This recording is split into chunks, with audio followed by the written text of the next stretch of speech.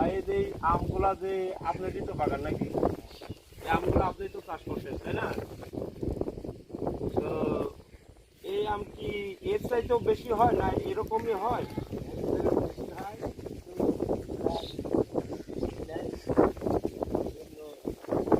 বড় হতে পারেনি, মুকুট ধরিয়ে দেওয়ার জন্য কম। মানে পানি থাকলে আরো বেশি হতো আর কি নাকি? যাই হোক ওরার কারণে দর্শক মন্ডলী, এগুলো অনেক সুস্বাদু আম, ফরমালিন ছাড়া, মানে নিজস্ব মালিক ফরমালিন ছাড়া সে চাষ করে, মানে খাওয়ার জন্য আর কি 2-4টা গাছ চাষ করে।